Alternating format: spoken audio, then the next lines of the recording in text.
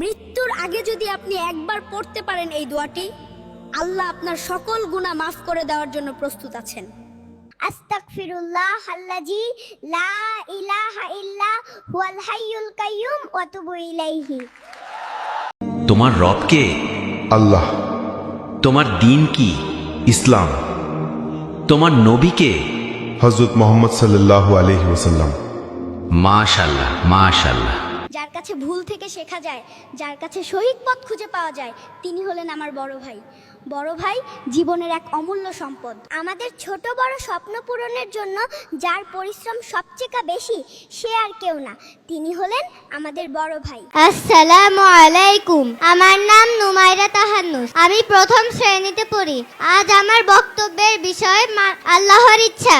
উপস্থিত আমার প্রিয় শিক্ষক ও সহপাঠীরা, প্রচলিত মতে জগৎসমূহের সবকিছু আল্লাহর ইচ্ছাতে হয়ে থাকে, কিন্তু আল্লাহর ইচ্ছা কত ধরনের ও কি কি সে সম্পর্কে জানা লোকদের সংখ্যা প্রায় শূন্য। কোরআন সুন্নাহ কমন সেন্সের আলোকে আল্লাহর ইচ্ছা দুই ধরনের, এক অতাৎক্ষণিক ইচ্ছা, দুই তাৎক্ষণিক ইচ্ছা।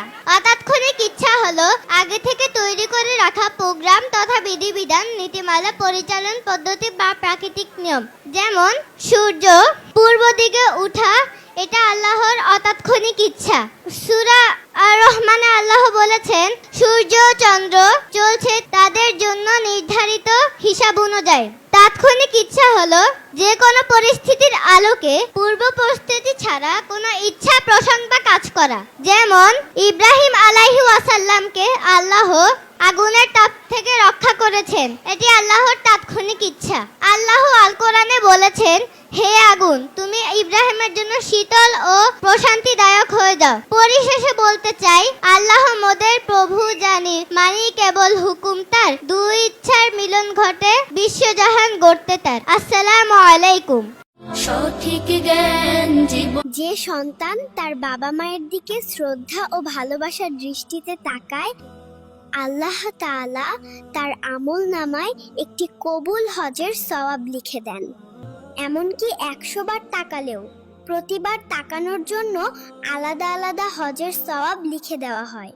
জীবন কখনো নিখুঁত হবে না, কিন্তু তুমি চাইলে তোমার ইতিবাচক চিন্তা ভাবনা ও প্রচেষ্টায় জীবনকে সুন্দর করে সাজাতে পারো। হতাশা হলো মনের দুশ্মন, যা মানুষকে ধ্বংস করে। তাই জীবন যত কঠিনই হোক, সামনে এগিয়ে যাওয়াই বুদ্ধিমানের কাজ। কিভাবে নিজের সম্মান বাড়াবেন? 1. প্রয়োজন ছাড়া কথা বলবেন না। 2. আগে ভালো করে শুনুন, তারপর কথা বলুন। 3. কেউ ডাকলে সাথে সাথে দৌড়ে চলে যাবেন না। 4. নিজেকে সবসময় ব্যস্ত দেখান। 5. বেশি টাকা কামানোতে মনোযোগ দিন। 6. সবার সাথে সম্মানের সাথে কথা বলুন। ভালো কিছু শিখতে আমাকে ফলো করুন।